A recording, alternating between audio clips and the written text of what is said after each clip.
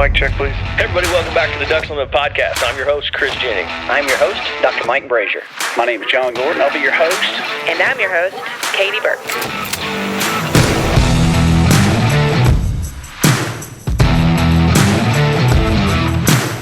Welcome to the Ducks Unlimited podcast, the only podcast about all things waterfowl. From hunting insights to science-based discussions about ducks, geese, and issues affecting waterfowl and wetlands conservation in North America. The DU Podcast, sponsored by Purina Pro Plan, the official performance dog food of Ducks Unlimited. Purina Pro Plan, always advancing.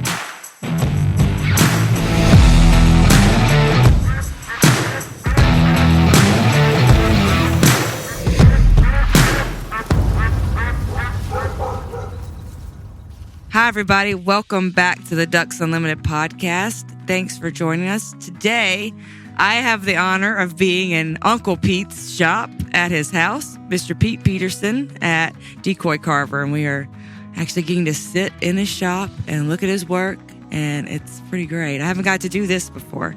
I have interviewed carvers, a few, and we've always been over the phone or at a show or somewhere, but never actually in your space, in your element. So this is kind of special. I'm glad I get to do this. So welcome to the show. Thanks for letting me come out here. Well, you're welcome. Yeah. Welcome to Pete Town. So let's just start with kind of give me a background of how you got into the outdoors and hunting and decoy carving. Just kind of give me a background of how it all began. You can go back as far as you like. Well, when I was a young man, I grew up in what was country then. It's the suburbs taking over now, but it was country and right on the water. This is all of the things country boys did. Hunting and fishing were certainly one of them. That's what I did. Just never stopped. Yeah. Did your dad hunt or anything? No. So you did it on your own with friends and that sort of thing? Yeah, it was just a lot of it was just mostly on my own. Okay. All the other boys wanted to play baseball. I'd rather go fishing. So if if your dad wasn't hunting or fishing and your friends weren't, like, what made you think to pick up a pole and go? Just in me, I guess. Yeah. No Viking blood to go fishing. How old were you when you shot your first duck? 13, 14. I started carving decoys when I was 12. 12. And then what inspired you to hunt, to carve a decoy? What was that spark what made you want to go do it? Because I needed a decoy to go hunting. Yeah. So where did you see your first decoy? I guess that is. Yeah. The decoys washing up on the beach. Okay. And they were there, and I could see what they were and how they were used. And it was a simple enough thing to make one. Make a copy. They're pretty crude, but just chop out a body and make a head. Yeah. Paint her up and put her overboard. What did your parents think when you started, like, chopping out decoys? They're just like, that ordinary silly thing. kid. Yeah. Ordinary thing. I was chopping up all kinds of other stuff, too. Chopping firewood, chopping decoys. Yeah. So were you always, did you always like to do things with your hands? Like, were you always just kind of, that's just tactile in that way? Work with my hands and wood. Okay. Just like, I do all kinds of carpentry stuff too. Yeah. I just love working with wood and my hands. Yeah. So it's just something natural that came to you just to work with your hands. I guess I was told I had a great uncle that was a carpenter. Okay. I don't know whatever was coming down. Yeah. Don't know. Just one of those things I just always loved to do. Yeah. That makes sense. It's hard to explain what it is that makes us like something like that. I mean, I painted from a young age, and I couldn't tell you why I painted. I just liked doing it. And then, did you realize you were, like, not bad at it, that you were actually kind of decent at working with your hands pretty early? Did you kind of feel apt to do things? Like, if you wanted to make it, you could make it? Yeah, that's what I did. Yeah. Okay. Just like the shop, needed a shop and had no money, so I built this out of wood from the beach. Yeah, you saw a need and you just... Yeah, if I needed another building, I'd put them up. Find a building to tear down for the lumber and put up another one here. Yeah. So how often do you use, you were saying earlier when we were talking and about, like, you recycled wood from, like, the beach and other houses. Did you mostly recycle wood for that sort of thing, or did you kind of do a hodgepodge like you did a little bit of bulk lumber and For decoys or both? Yeah, either. Yeah. well, I'm just start curious. out with whatever decoy wood from the beach that was big enough. Okay. And then I started learning wood a lot better. Okay. This is part of the evolution in the trade. And once I found juniper, Okay. white cedar, I was in love. Yeah. I said, no more all this beechwood and junk of nothing but juniper. Okay. And is it just the way like the tools move through it? And Just the way it's just made to be worked. Just made to be worked into all sorts of things. yeah. And what if you're using beechwood? What problems does beechwood give you while you're working with it? Like, It was junk wood to begin with. yeah, right. I don't know, nails and knots. Okay. Yeah. Well, I just think the reason I say that is because, like, North Carolina birds are always, a lot of them are made of just junk wood. And do you think that was just out of necessity, or were they, like, that's what they had? Or, That's one of the things. They were made for what they had. okay. Tools, wood-wise, paint-wise. Not many, but, like 100 years ago, people were poor. Even the rich people were what we would call now destitute based. They were all hungry, and people say, oh, well, they had plenty of time. That they did not have No, time. they were busy. They were trying to grow stuff enough to survive on. Anyway, they just had to work with what they had. Yeah, I just think about that. And there's carvers in areas where they use the found stuff, and then you have the more detailed kind. I don't know why I'm thinking about North Carolina in that area, but like, Dudley, who made that super decorative piece, and it's like, wonder, I don't know how do you diverge so far from one style to the next? That's in your signature. Some people got the really what you call detail, and some are just kind of sloppy, whatever. It's just a matter of style. So you're making your first decoys to hunt with, right, when you were young. And as you start getting better and making more decoys, and I mean, I'm sure, how many are you making in the beginning? Like, how many were you making a year to start? Just what you needed, or? Whatever I could. Don't know. Okay, yeah. So when did you start thinking about selling them? It wasn't like an instant moment. Anyway, when I first moved here to the Eastern Shore, one of my neighbor's father was a dentist Okay. from the Western Shore. And he gave me $10 for one. So anyway, I knew that they could be used for more than hunting. Okay. So from then, so when did you start going to shows and stuff? In 72, I think that was the second year that they had the Eastern Show. It was nothing like it is now. Nothing. It was more of a circus. Okay. And with no nets. And now it's all OSHA approved. It's and very fashionable. Yeah. Well, the yuppies have taken the show over now. But at that time, they were gunners. Okay. And the used were calling all the shots. How many carvers would be at those early shows? I couldn't even estimate. Not a couple dozen, maybe. Okay. Maybe And is that like your first time to really meet other carvers and start talking to other carvers, or No. Because I mean, you're here, so that's a little different. Well, all my life, if there was a decoy carver around, Okay. I went to see him. Okay. And most of them were older. Yes. Well, matter of fact, it was starting out, all of them were older. And I just meet and just kind of like just to expand. Every time I can see somebody, because they got a lot in common with them, something to talk about and exchange ideas.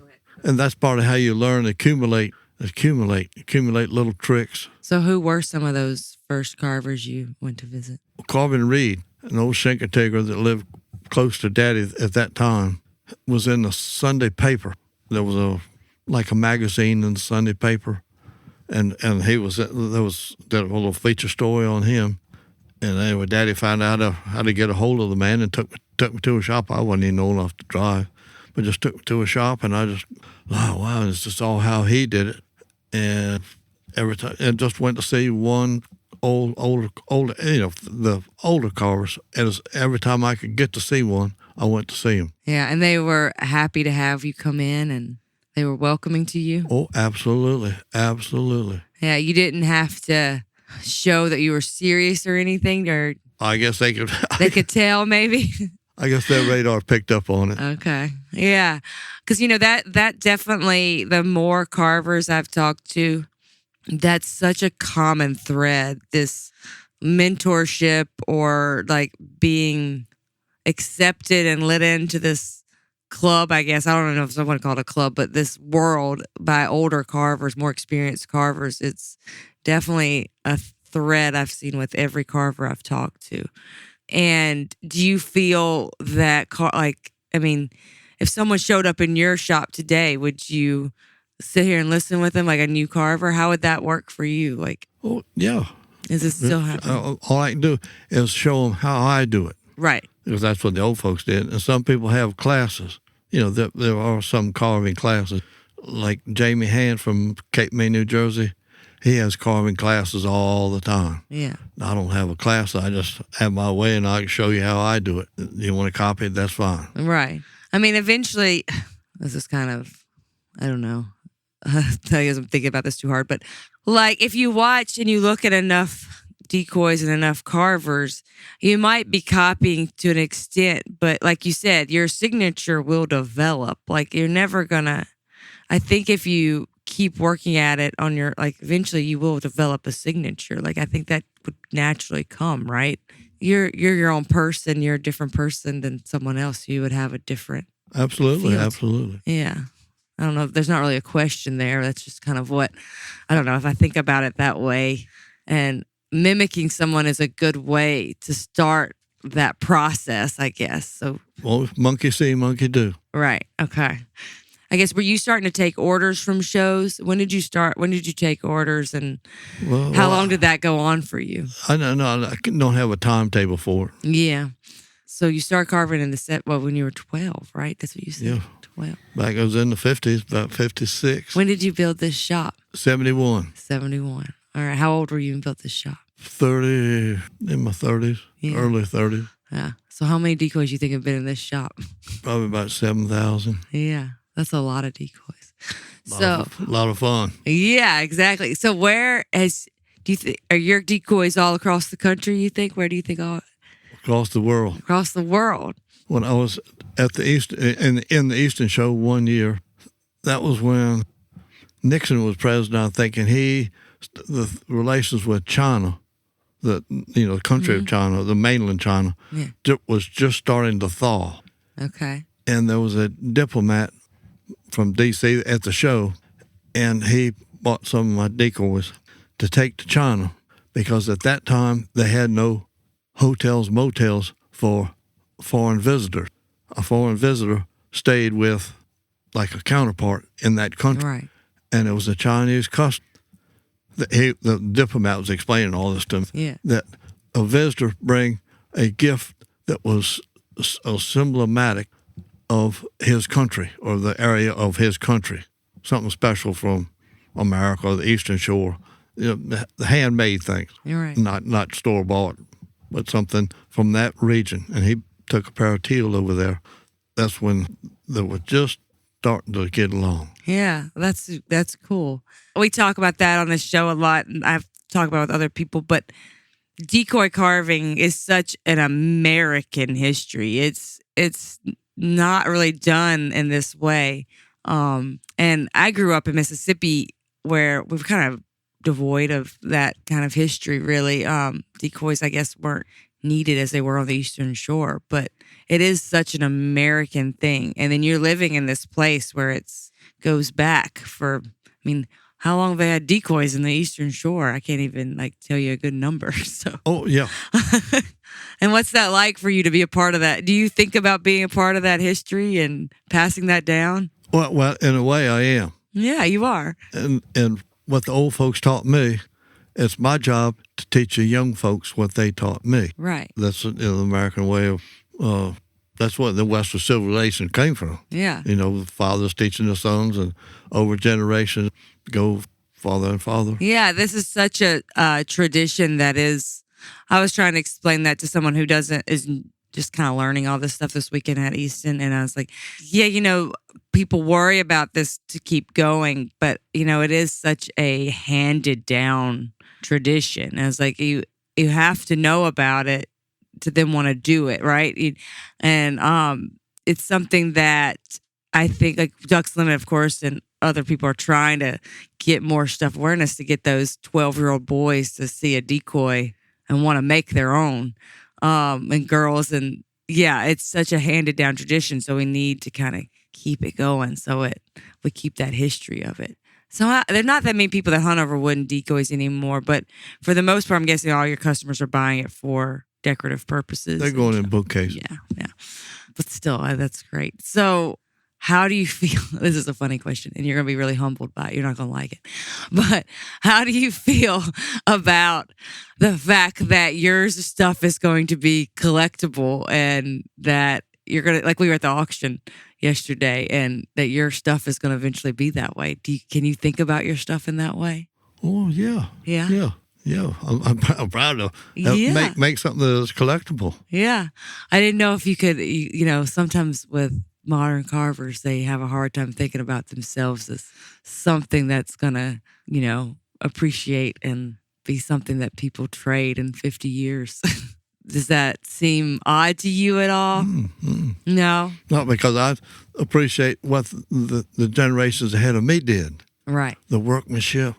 I'm just glad to be able to do it myself. Okay. I want to hear some stories. So tell me, is there any commission that you did that, I don't know, was more difficult, or you didn't know what you were going to start with, or maybe ended up somewhere you didn't think it was going to go?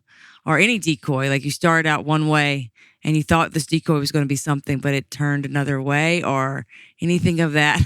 And how do you deal with that? Full speed ahead. Okay.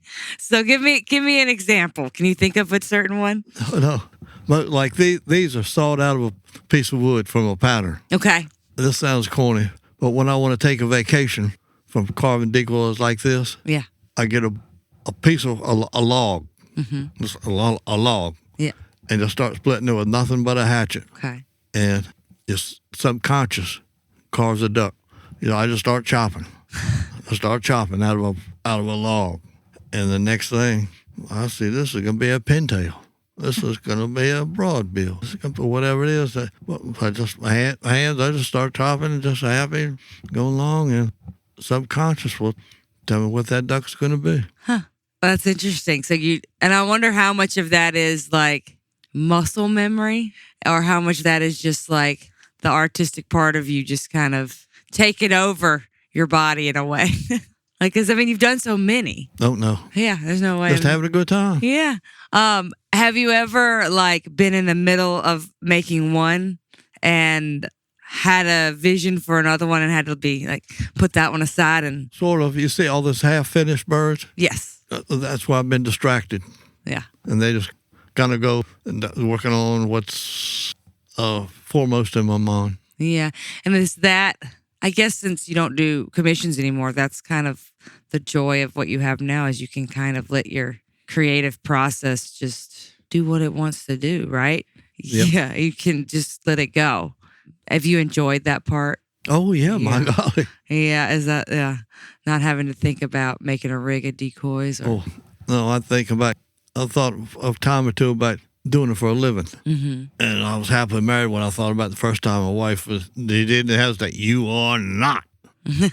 And I'm glad that I listened to her. Yeah. Because now there's no economic pressure on me to crank them out. Right.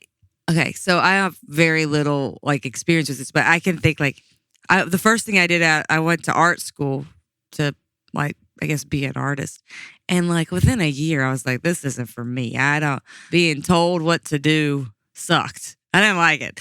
I didn't want people to tell me what to draw or what to paint, and I hated it. So I'm guessing it's similar for you, that when you get to do what you want to do, if it would have been an economic process for you, maybe that would have taken the fun out of it. Yeah, it'll just become a job. Yeah. And then all jobs get tiresome. Yeah, exactly. That's why they call them work and not play. Yeah, if it's a job, it's not your hobby in a way. I know people say you should make your hobby your job, and I think there is some people who can do that. I just never felt that I was that person. Me either. Yeah, I just never felt like I could do it. I would just, I don't know. I like to do what I want to do. Maybe it's because I'm hard-headed. I don't know. Are you hard-headed? Oh, I'm a squarehead. Yeah, I get that. Talk to me a little bit about your paint process, because you have a very unique paint process to me. It's got this, this is a podcast, so nobody can see it, but I don't know how to describe your paint, but it's got this softness to it.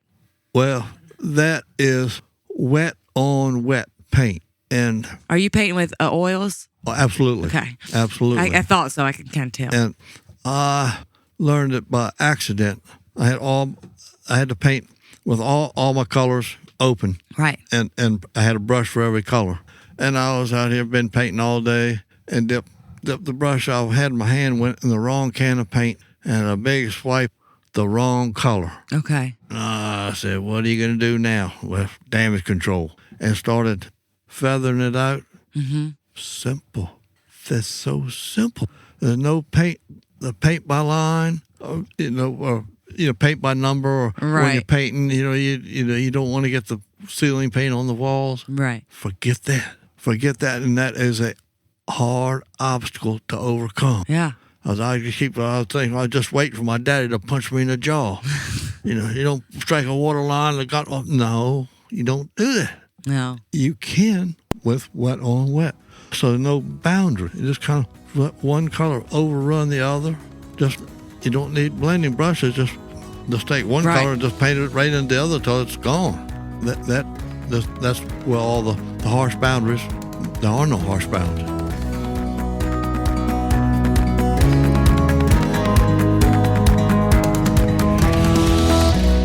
Stay tuned to the Ducks Unlimited podcast, sponsored by Purina Pro Plan, after these messages.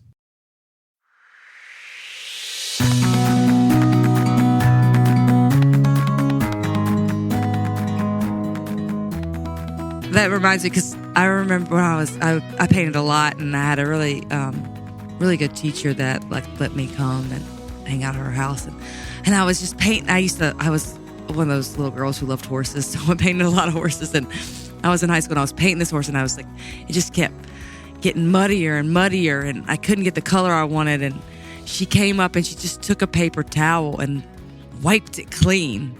And it was like all that color that I had built was still there, but when she wiped it, it just did this thing that I was like, blew my mind. I was like, you can just wipe it off and it'll still be like this more soft, feathered. It blew my mind. I'd say there's no paint when this is one color. No, it's just sort of one when there's no boundary. Yeah. So this is kind of getting in the weeds, because I'm interested. How thin is your paint? So how thin is the paint on the Decoy? What I do is basically work with Rust-Oleum. Okay. With tube colors added. Okay. The Rust-Oleum start with is kind of thin. All the store-bought paint now is too thin. Yeah. I want it thick. Yeah. Start with a half a quart of Rust-Oleum and add these family size. Yeah, the big tube. What the hell? That 150. I use that paint too. Anyway, add one of these to a half a quart of Rust-Oleum. Okay. And whatever color, kind of tint that I'm trying to work with. That's what I start with. And I'll start by painting the wood one coat rough. Okay. Just slap it on there, and that soaks in the wood. When that's dry, that is in your pattern, rough patterns there for you too. No sketching, it's there. And put the second coat on, it like puddles up on the top. It's not soak in. Okay. So it stays fluid a lot longer than one coat. So on the second coat, you got time to blend the colors together. Okay. And tint colors. You can I'd love to have a clamshell here with some tinting colors. And with the same brush, just catch a corner. Right. In there and just put it right in there, and you can just add cadmium barium orange. Yeah. You know that color? Yeah, I know that color. You think that's on a duck? No, but it is. Cigar, I learned that trick from Cigar Daisy. Yeah, okay. If you want that golden pancake brown, that golden tan, cadmium barium on. Anyway, Cigar he would mislead people at times. Yeah. But I watched him right there, and I was paying close attention. So he was not misleading. And I got home and I got some of that. That's a hard color to find. And I asked Cigar about mixing colors. And you know what his advice was? Try them all. Shotgun. Try them all. And that has been so handy because you know for yourself, sometimes you get surprises. That's true, yeah. It's not like 2 and 2 make 4, 2 and 2 make 22. Yeah. So you just never know. Anyway, until you try them. Yeah. You know, my art teacher, she would never let me use black. She would say, no, you can't use the black paint. You make black paint. I was like, and she refused to let me use black. She would buy us those sets for us when we first started oils, and she'd take the black and throw it away. And she wouldn't let us do it. She was like, no, you have to learn to make black. Because your black's not just black. It could be purple. It can be blue. It could be green. I learned this trick from Charlie Joyner. To make gray, there's no black. Yep, no black. Raw umber. Yep. A little bit of raw umber. A little more, however gray you want it, just keep adding raw umber. Yeah. And add black to white, it gets kind of a violet shade, bluish purple shade, especially get under incandescent lights. You know, that, well, the color of the lights, you know about that. But anyway, because I've had some gray down, it looked gray in the shop, and I carried it to the high school in Easton. They got incandescent lights on. And I took them outside to make sure that I was seeing right. Right. No, it's gray. So I know, yeah. Yeah. Okay, so let me go back, because when you're talking about putting, because this I don't know very well, when you're putting that first coat on the wood, right?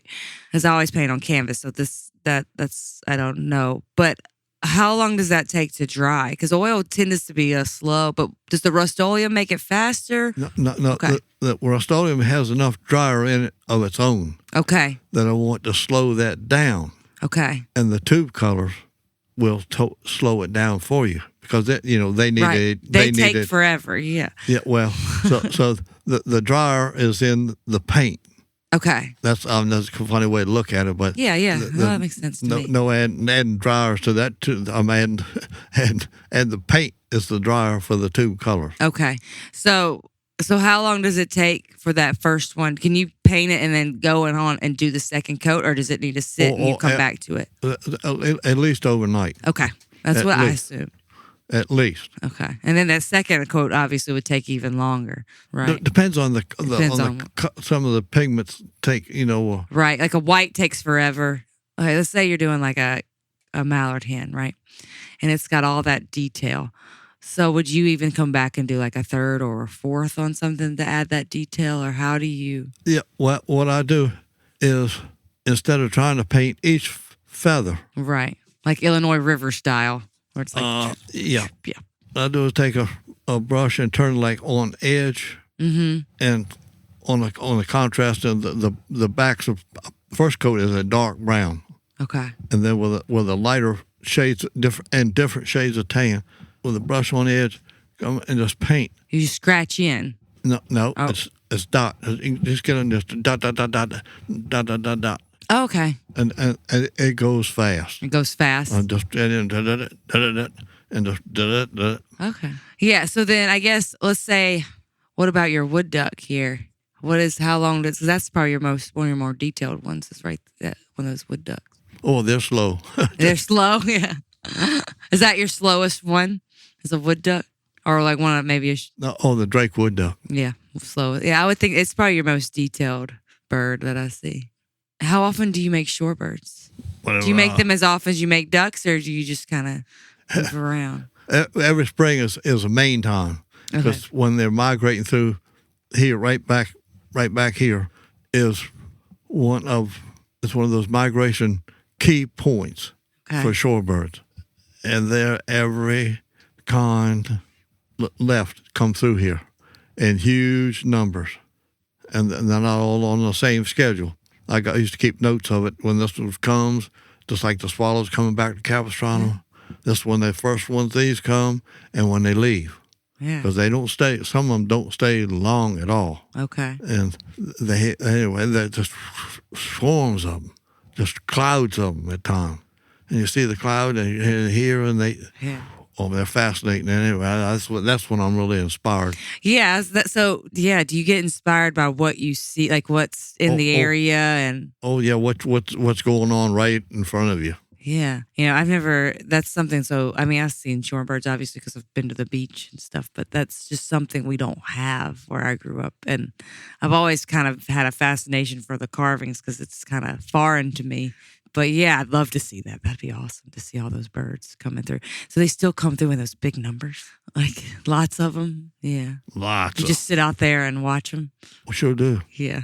So, do you still hunt anymore? Have you stopped hunting? Nope. Do you just like to go out and watch though? Cameron one time told me, like, it was one of the things that he said sparked his thing. And it's the thing I love about his paintings. He has the best paintings. No one knows about him, but he captures those quiet moments when you're out there and the birds. He doesn't put birds in it, which is kind of nice, but I can kind of almost picture the birds in there when you see those birds and they're just working and it's poor. Everyone's shooting at them. And it's just like this, I don't even know how to explain it. It's magic. It's this magic moment. And I always want people that have never hunted before to just go see it. Even if you don't shoot, just to be in that, it's inspiring. And there's not much anything else like it. Oh, no. So you're still going and looking at that stuff and being a part of that? Yeah, I'm just not pulling the trigger anymore. Yeah. I don't need to always pull the trigger. My dad doesn't pull the trigger. He takes a lot of people to go pull the trigger, but he doesn't pull the trigger that often anymore. And he likes taking, now he takes all his grandkids. So did your kids hunt or carve, or did they ever show any interest in this, or? No, they never did. How about your grandkids? What do they think about all your... Too early to tell. Too early to tell. Yeah. Do they do you let them play with them, any of them at all? Don't really know. Oh, you don't really know? No. All right. So let's see. Let's go back to, so you change your style of decoy pretty, like I noticed, like you have the little snaky heads and you kind of change. What makes you, is it just like while you're chopping it out, you decide to go in that direction, like that style, or what makes you think about what direction you're going to go with a decoy? It's just what I had for breakfast that day. So do you go through phases though? Like, do you say, I'm doing this for a little while, and then it just kind of switches over? That's what I said. That's when I go on vacation with just a hatchet and a log and start chopping, and I'll make a dozen, whatever comes out of that log. And there'll be one out of that dozen has something special about it. Well, I'll make a pattern off of that. Okay. That one, and that's what I'll make till the next day I go on vacation. Yeah. So how do you ever? So let's say you make that pattern and you do those until you're ready to, figure something else. Do you ever go back to an old pattern, or do you? Sure do. Okay. Sure do. So how often would you go back to a pattern? Do you even know? Or do you just get like an itching to go back to a pattern and do it again? Oh, I've got, what a fish box is. What they pack 50 pounds of fish. Yes. I've got 3 of those boxes full of old patterns. Mm-hmm. I don't throw any of them away. Okay. So I can go back to one of my earliest patterns and make a 1971 dipper. Okay. I can do that. Yeah. Does it come out differently over the years from when you did it the first time? Oh, of course. Well, yeah. Yeah. Do you like it better the first time you did it or the last time you did it? Whatever I had for breakfast. That's going to be your go-to answer. All right. It's just interesting because you're not the same carver you were when you first made the pattern, and now you evolve without help, without trying. Oh boy, I'm thinking about the things I would have changed if I was doing this 30, like when I started 30, 40 years ago. This is what I would have changed. Right. But I didn't do it. But anyway. Do you ever see a decoy at someone's house and think like, oh, I just wish I'd done that differently? Like, do you like how you did it for that time in your life? None of them out there, you're just like, oh, why is that still on your shelf? Don't know. I don't know. I never really worried about it much. Yeah. I was just wondering because, like, I think who is it that's at I think when I was talking to Jerry, he said, like, yeah, there's some of them out there he wishes he could, like, have them throw them in the fire. But no, I don't think anybody would do that. Well, I tell people, the young boys that want to start carving, I tell them, the first one's going in the stove. Yeah. Oh, no. Your first one's going in the stove, so it won't embarrass you later. How long do you think it takes when you got these new guys to kind of finally get one that's, how long do you think that'll take somebody? No estimate. Yeah, I mean, they say, what is it? They say like 10,000 hours, you become a pro or something like that. Something crazy. Some people, the old carpenter I used to work with, said there's 3 categories of talent. Some people, as a blessed or talented, and then the second class, you can learn it. You're not born with it, but you can learn it. Right. And then there's the third class. Just never gonna come. Just ain't got it. Ain't got it. And Lem Ward used to tell young carvers that wanted to learn how to carve, boy, saw out 10 heads, and you carve each one, and as you finish, put number 1, and if 10 is no better than number 1, drop it. Did you know them at all? Did you get to meet the Wards? I sure did. What was that like? It was like meeting the Pope. Yeah. Did they offer knowledge and show you what were they like to a young carver? I just asked them for criticism. I said, what do I need to do? Yeah. Looks good, boy. It looks good. And I tell what I'm doing wrong. Oh, it looks good. So I learned by copying them. Yeah. Not by what they say, because, that looks good. I never give you good feedback. What were they? I mean, I don't know. I don't know a lot. I haven't heard that many stories of them. Were they really different from each other? Did they like? Well, not that I knew. Yeah. That I could. Obviously, they were, but yeah, like from a carver perspective. Well, 2 brothers eating how different some people brothers can be. Right. Are similar. They were pretty close of what I would say personality-wise. They had differences, but they had, there was no trouble to tell one from the other. Right. But you could tell they were brothers. Yeah. How often I guess they were carving their own stuff and collaborating, but I don't know. That's an interesting thought of collaborating on decoys. I mean, you said in there, like you had that one where you did the body and someone did the head. What's that like to work with another carver to make the one object? How does that differ?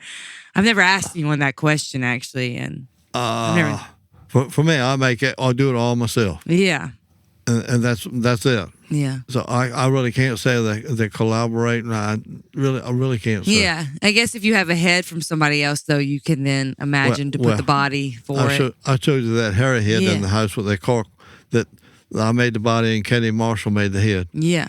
Of course, we were working together down there, and anyway, that was just one of those happen so things. Yeah. Have you made many cork decoys? That was the only one I've seen of yours. Did you make many? Couple dozen out of the life jacket cork. Was it easy for you to work with cork straight away, or like did it? It's work with what you got. Yeah. I can't say it was different. Yeah. So you wouldn't use a hatch. You would just kind of slowly take it down, right? No, just basically use a handsaw. Okay. Just shave it off to get it rough shape and a rasp. Okay. Yeah, I just never even thought about it. How old were you when you met the Wards? And was that one of did your dad take you to go see the Wards? It was in the late 70s. I'd have been in my early 30s. Okay. And then who else were you? You said a few, but like, I guess they were still making decoys at that point. Who else were you like getting to? We talked a little bit about it, that you were surprised by getting to see like famous carvers and stuff like that you got to. Was there anyone else that you got to really? Well, spent an evening with Charlie Joyner, the head of the Bay. Yeah. And he's the one that taught me, and he learned it from Lem Ward about mixing gray paint. Okay. It's a heck of a hand-me-down right there. Yeah, well, like I said, this is this whole lot of hand-me-down. I think this is somewhat in question that Lem Ward learned that trick from Lynn Bogue Hunt. Oh, wow. Yeah. So anyway, there's a whole lot of hand-me-down in the decoy tradition. Yeah. Limbo Cunt, he was a hell of a painter. And yeah, he can mix some paint perfectly. That's incredible. So I was thinking yesterday when that we were at the auction yesterday, and did you see that pintail went for $65,000, that Ward pintail? I wonder what they think about that. That pintail going for $65,000.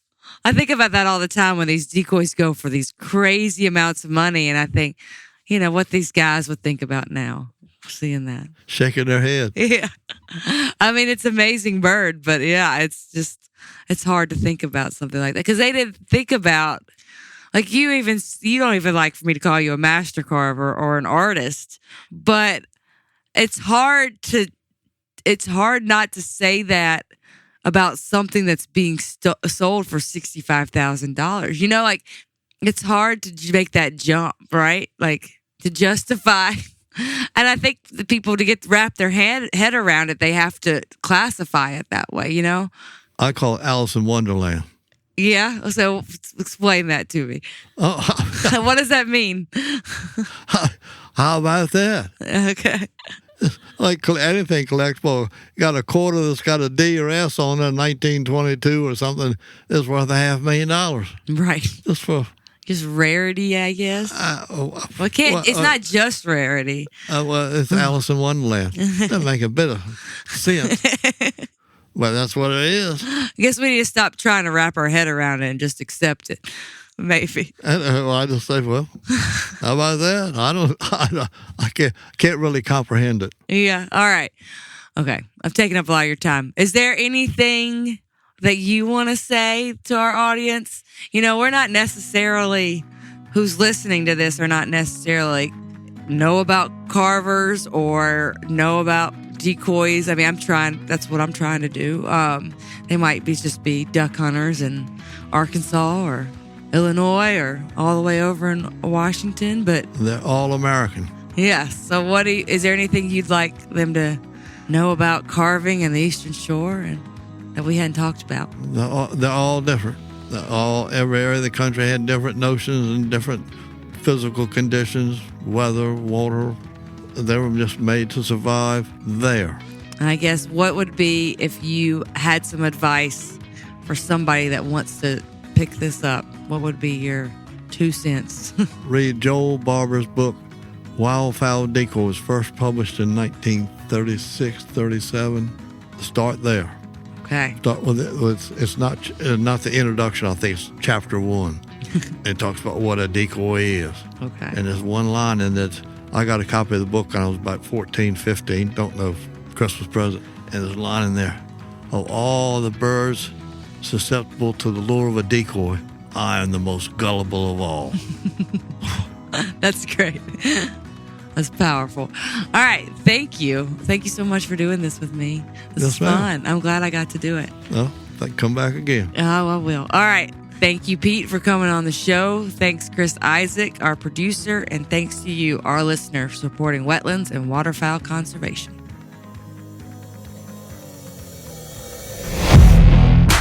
Thank you for listening to the DU Podcast, sponsored by Purina Pro Plan, the official performance dog food of Ducks Unlimited. Purina Pro Plan, always advancing. Be sure to rate, review, and subscribe to the show, and visit ducks.org/DU Podcast. Opinions expressed by guests do not necessarily reflect those of Ducks Unlimited. Until next time, stay tuned to the Ducks.